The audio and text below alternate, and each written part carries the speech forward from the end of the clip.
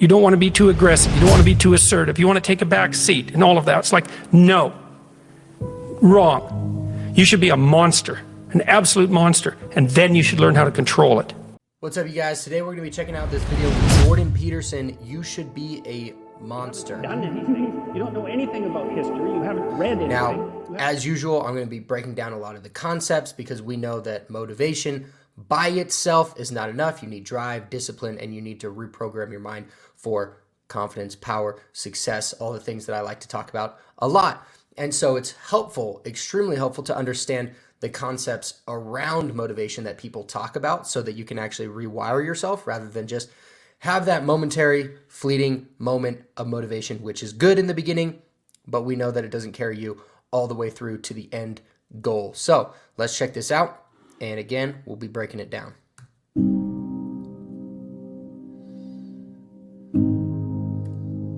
Part of spiritual development is to recognize the satanic tendencies that characterize you and to fully wrestle with them and to integrate them. That's the thing. It's not so much to... Yeah. So really quick, right off the bat, like we all have a darker side. We all have this, especially guys. I can't speak for women, but for men, we have this like darker side to us, a lot of us. And everybody has it. Everybody has it. We all have these two kind of sides. And so being able to tap into it and use it to your advantage, which is what he talks about when he says you should be a monster, because we all have that ability and potential inside of us. So that's just kind of want to get that out of the way. Like everybody has that. To cast them away. It's to transmute them. You know, and you can see the difference between people who've done that and people who haven't, at least to some degree, because people who haven't integrated the shadow at all are naive. And you can tell that when you look at them, and you can tell that when you talk to them. And because they're naive, they're often resentful as well because they get taken advantage of. And someone who's integrated that more, they're dangerous in the martial arts sort of way, which is they're dangerous, but they don't have to use it because their presence radiates implicit potential for havoc. And I like that a lot because you want, especially as someone that like, if you're a father, a parent, or you just identify as a sort of protector, right? And that's part of like who you are, which I would argue men should have that. You should have that sort of characteristic. You want, I call it like the second glance, right? Like second guess. You want that factor, that second guess factor, where when you're walking around, if somebody bad, somebody evil is going to attack someone or, you know, rob someone or mug someone, something like that, right? If you're walking around the city and they're going to look at you and think twice about messing with you or messing with your family and people that you're with, you want to be like that. You want to have that presence with you, right? Of that second guessing, think twice, where they're like, you know what? I'm going to think twice about that guy. And unfortunately, like if they're out to get somebody, they may get somebody, but you got to make sure that it's not you, right? You got to make sure that it's not your family that they're going to be messing with. And that's really necessary. It's one of the things that gives people self-respect. If you're harmless, you're not virtuous. You're just harmless. You're like a rabbit. A rabbit. Yeah, harmlessness without being able to, you know, like he talks about, without having the potential for violence or being able to, you're just weak, right? There's no virtue in that. It isn't virtuous. It just can't do anything except get eaten. It's not virtuous. If you're a monster and you don't act monstrously, then you're virtuous. But you also have to be a monster. Well, you see this all the time. Harry Potter's like that too. It's like he's flawed, he's hurt, he's got evil in him. He can talk to snakes, man. He breaks rules all the time. All the time. He's not obedient at all. But, you know, he has a good reason for breaking the rules. And if he couldn't break the rules, him and his little clique of rule-breaking, you know, troublemakers, if they didn't break the rules, they wouldn't attain the highest goal. So it's very peculiar, but it's a very, very, very, very common mythological notion. You know, the hero has to be... And this is why you have to like, this is why I think the monk mode got so popular like a couple years ago. I don't even know. I don't think it's even still popular, but that whole concept, right? Like heroes have an arc. in every great hero story, in all of the best hero stories, they all have a moment or a time period of sort of retreat almost, where they go into themselves and they tap into this strength, this inner strength, this almost dark side. Like we think Batman especially is a really, really good archetype for that, right? Where you have this sort of retreat and you come back as the hero, but you have this little bit of a monster inside of you because you've unlocked it. The hero has to be a monster, but a controlled monster. Batman is like that. There we go. I mean, it's everywhere. It's the story you always hear. If you're going to be a fighter, you have to want to win, and you have to want to hurt people. I mean, not for the sake of hurting them. That's what makes you different than an evil person. But you have to have that capacity. You have to develop that. And that's the step on the way to enlightenment, weird enough, because that isn't what people think. People have been fed this diet of pablum, rights and impulsive freedom, for so long. There's just an absolute starvation for the other side of the story. There are no rights, technically speaking, without responsibilities. And all we've had for 60 years is a dialogue about rights. Well, that leaves a hole on the other side of the story. And it's a hole that's in people's hearts, essentially. Because responsibility, well, perhaps that's not more important than rights. Like I said, they're part and parcel of the same formula. But it's in responsibility that most people find the meaning that sustains them through life. It's not in happiness. It's not an impulsive pleasure. Those things blow away at the first ill wind. But so true, so true. Like so many people these days are just chasing momentary satisfaction, like happiness, but it's not real happiness. It's not lasting. It's fleeting. It's just for a moment, for a night, right?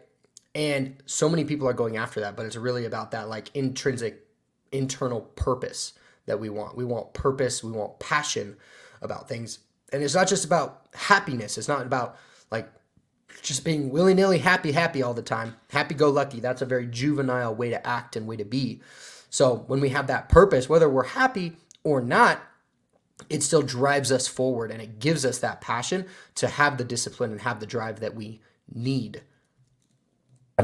To adopt the responsibility for your own well-being and to try to put your family together and to try to serve your community and to try to seek for eternal truths and to live them, that's the sort of thing that can... Ooh, I love the eternal truths thing because, so popular these days is, oh, this is my truth, but that's your truth. And that's freaking retarded.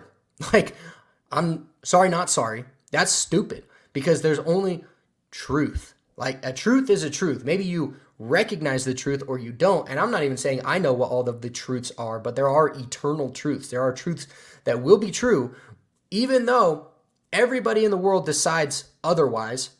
Truths are still truths. Eternal truths are still there. It's like gravity, right? If every single person in the entire world decided that gravity didn't exist, guess what? We're still staying on the ground. Okay? Like, it doesn't matter. Okay? So your truth and my truth is like the dumbest concept of all time. Like, you can have beliefs and you can have different opinions and things, but truth is truth regardless. And to touch on this like intrinsic, like monster type thing in this sort of dark side, like when we tap into that and we understand that not only is it normal for us to have that, but it's actually something that doesn't need to be suppressed, but rather controlled, you find a lot of power there, right? You'll find a lot of power and confidence because it's a side of you, it's a part of you, but it doesn't need to be pushed down and numbed and blacked out. It needs to be harnessed and controlled and put towards something productive. Ground you in your life enough so that you can withstand the difficulty of life.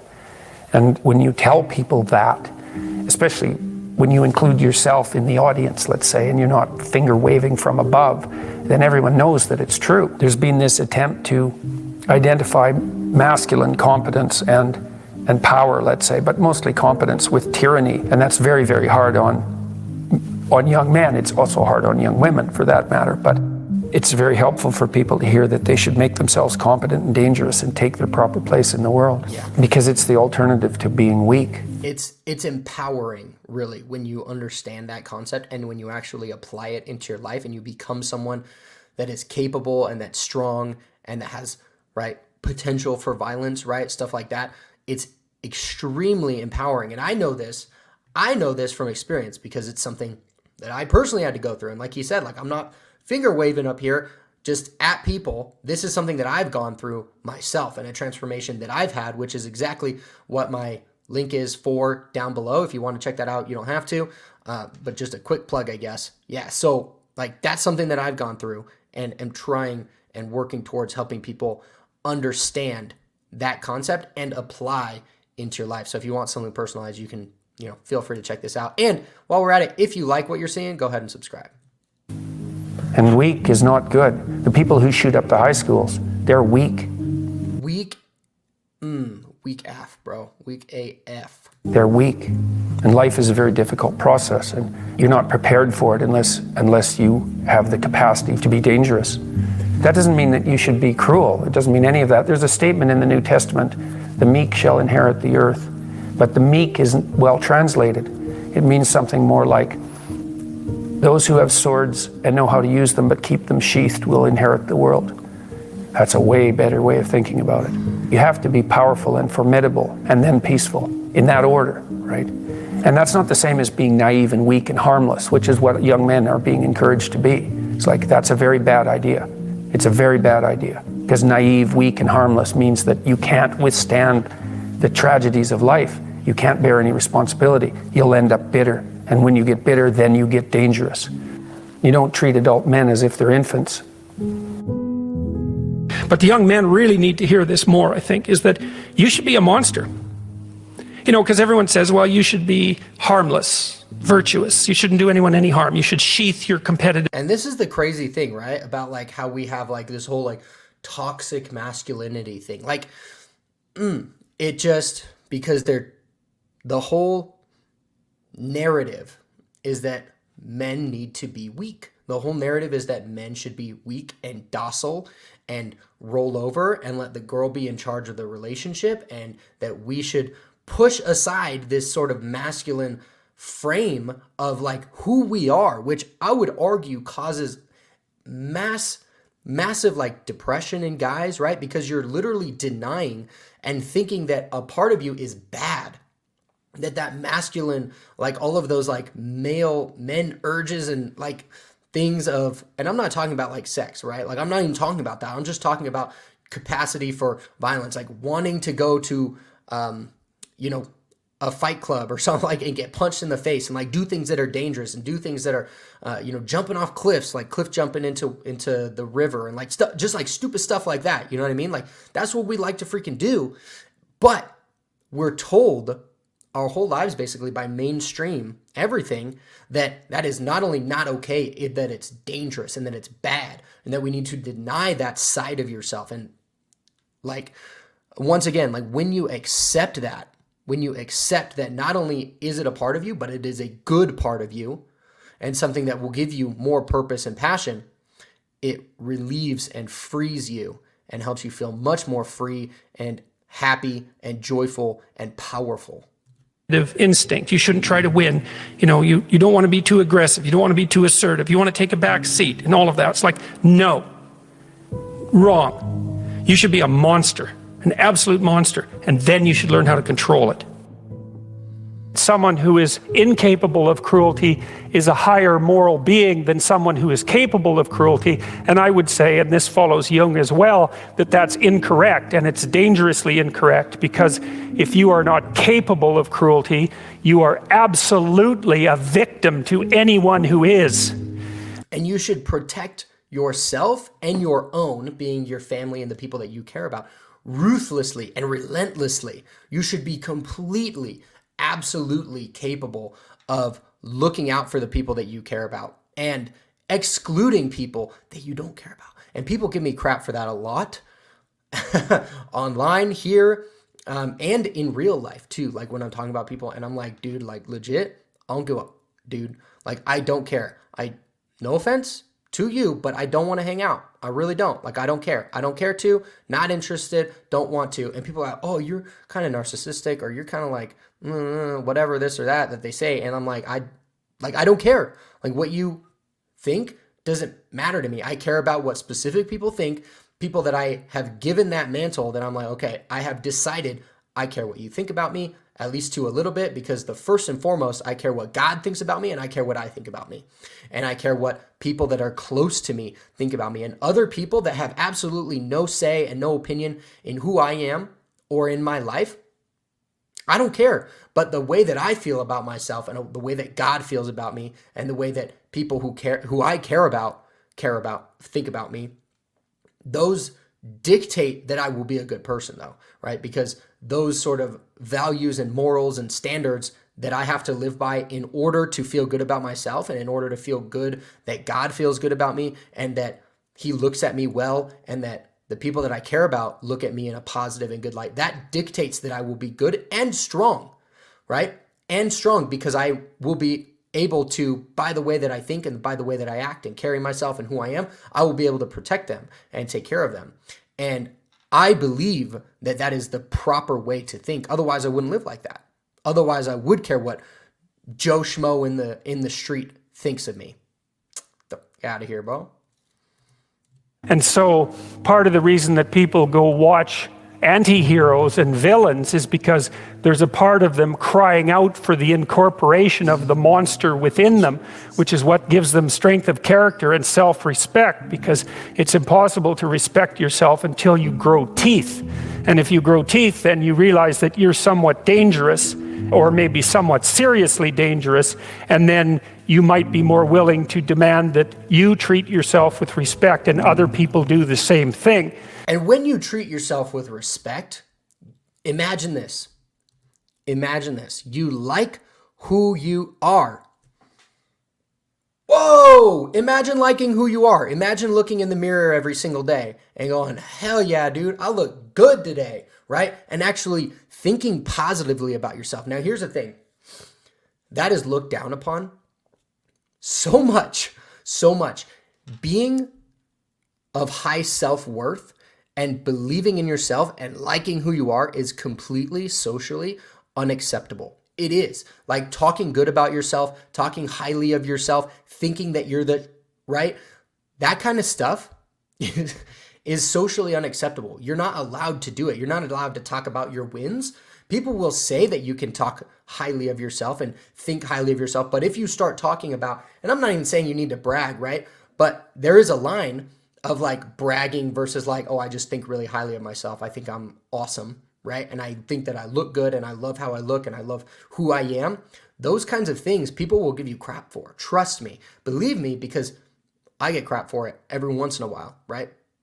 And I'm like, all right, whatever. But it's mostly, I believe that it is mostly a sort of a self-reflection, right? Like people reflect their insecurities onto you. So just because other people don't feel highly about themselves, it makes them uncomfortable to be around someone that thinks highly of themselves, and they try to pull you back down, right? And that's just the reality of the world that we live in. But you should think highly of yourself. And so that doesn't mean that being cruel is better than not being cruel. What it means is that being able to be cruel and then not being cruel is better than not being able to be cruel. Because in the first case, you're nothing but weak and naive. And in the second case, you're dangerous, but you have it under control. And you know, a lot of martial arts concentrate on exactly that as part of their philosophy of training. It's like, we're not training you to fight. We're training you to be peaceful and awake and avoid fights. But if you happen to have to get in one, and I guess the philosophy also is that if you're competent at fighting, that actually decreases the probability that you're going to have to fight, because when someone pushes you, you'll be able to respond with confidence, and with any luck, and this is certainly the case with bullies, with any luck, a reasonable show of confidence, which is very much equivalent to a show of dominance, is going to be enough to make the bully back off. And so the strength that you develop in your monstrousness is actually the best guarantee of peace. And that's partly why Jung believed that it was necessary for people to integrate their shadow. And he said that was a terrible thing for people to attempt, because the human shadow, which is all those things about yourself that you don't want to realize, reaches all the way to hell. And what he meant by that was it's through an analysis of your own shadow that you can come to understand why other people are capable, and you as well, of the sorts of terrible atrocities that characterized, let's say, the 20th century. And without that understanding, there's no possibility of bringing it under control. When you study Nazi Germany, for example, or you study the Soviet Union, particularly under Stalin, and you're asking yourself, well, what are these perpetrators like? Forget about the victims, let's talk about the perpetrators. The answer is, they're just like you. And if you don't know that, that just means that you don't know anything about people, including yourself. And then it also means that you have to discover why they're just like you. And believe me, that's no picnic. So that's enough to traumatize people, and that's partly why they don't do it. And it's also partly why the path to enlightenment and wisdom is seldom trod upon, because if it was all a matter of following your bliss and doing what made you happy, then everyone in the world would be a paragon of wisdom. But it's not that at all. It's a matter of facing the thing you least want to face. This is Okay, before he says it, I have two things. First off, the phrase or quote, it's better to be a warrior in a garden than a gardener in a war, right? You need to be capable. And I love that phrase. I don't know if he's going to say it in this video or not, but I love that. And that concept, to me, of having that warrior spirit, that warrior awareness and mentality, and being capable, but peaceful. And you want to be peaceful. However, if you go to war, it's much better to be a warrior in the war than a gardener in the war, because you're just going to die and you're not going to help anybody. And if anything, you're going to make it harder on all of the people around you that are fighting with you, because you are weak, you are not strong, and you're not able to handle yourself. Now they have to look out for you as well. Okay. And next thing I want to say, let me just tell you that there are people out there that will hurt you, and they will hurt your family, and they will hurt the people that you care about, and they will not care. They do not care at all, okay? Like, I've met a lot of these people. Unfortunately, it's just a reality of the life that I live right now. Not that I'm hanging out with them, but I've been around them a lot, more than I would like to. And there are people that do not care. And people are much even worse than you would even possibly imagine or realize without having met or been around people like that. There are people that there is true evil in this world. Like, I cannot even express this to you enough, how true and how real this is, that there are people that will hurt you and the people that you care about and not care twice. Not think twice. They will not care at all. They nothing. Okay.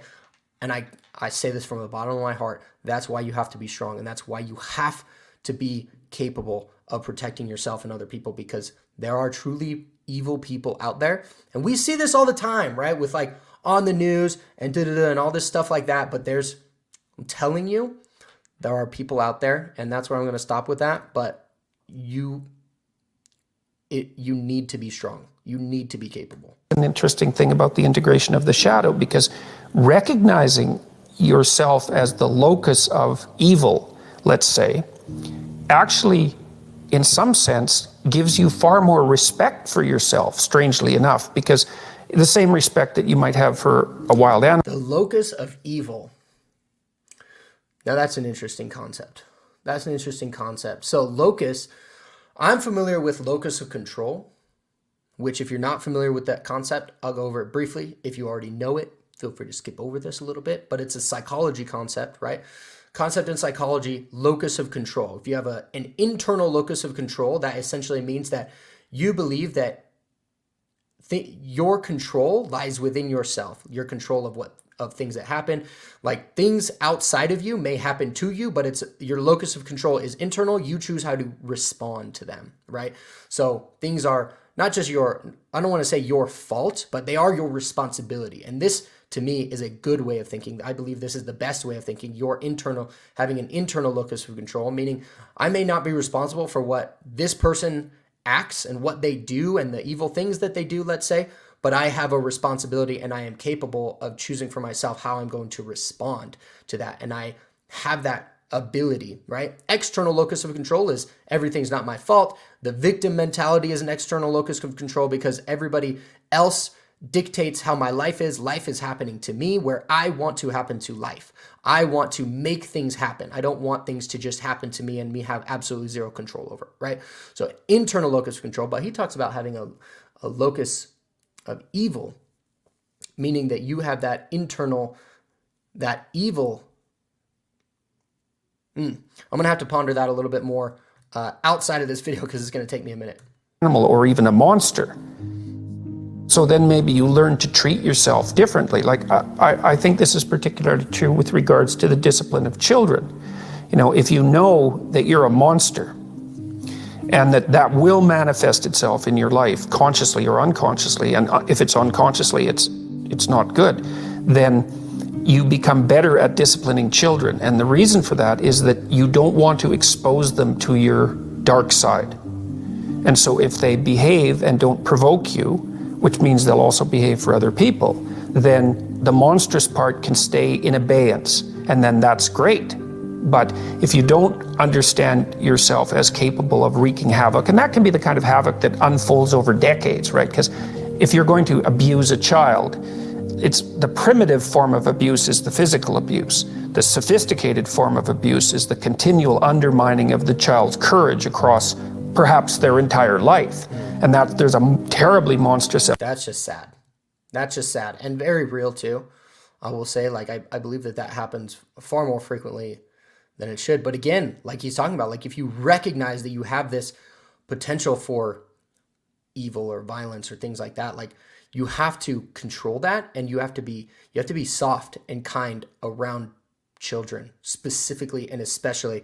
And I would argue around women as well, right? Like we don't, like I swear every once in a while. It's not necessarily part of my everyday language. Like I don't swear a ton, but I'm not going to swear around kids, you know, like there's like this kind of line, and I'll tone it back when I'm around, you know, in certain settings and things like that. But like when I'm with the guys, like I'll probably open up with that a little bit more just because it's more appropriate that in that setting, right? I feel, right? And like I'm just being honest here, you know, like I'll swear a little bit more, but I'm not using that type of language like around kids ever, you know? And so you have to be able to control yourself in different settings. And if you can't, like it might be better just to not swear at all, right? But if you can, then yeah, you need to be softer and kinder and more understanding around children just for the fact that who they are. And you don't, like he said, like you don't want to expose them to that because they're so young and malleable, and they soak up information and feelings and emotions like insanely much, right? Just because they're learning everything in the entire world. And so they just intake everything. And so you have to be very, very careful around them. Element to that. And if you're not respected properly by the child, say, you will absolutely take revenge on them. And, you know, in some sense, that's the whole Freudian psychoanalytic story. It's not all of it, but you either have that or it has you. Those are the options. And you don't become safe by being castrated. Ooh, that's a good end quote right there. You don't become safe by being castrated.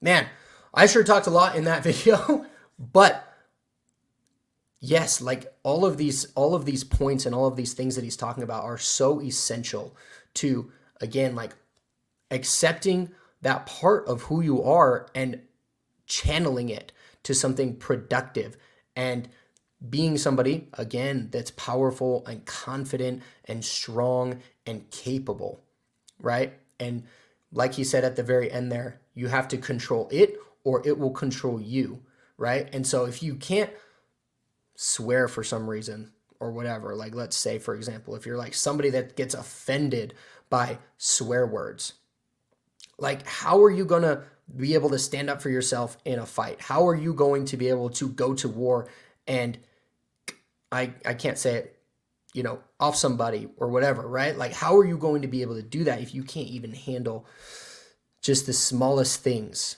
And I think about that a lot with a lot of different things in life, not just that. That's just like a silly example almost. Listen, if you want this kind of stuff personalized and you're ready to kind of break out of that shell that you have, hit the link down below to see if working together makes sense or not. Either way is totally cool. If you like this video and you like what I have to say, feel free to subscribe, like, comment, share, all that kind of stuff. And I will catch you guys on the next video.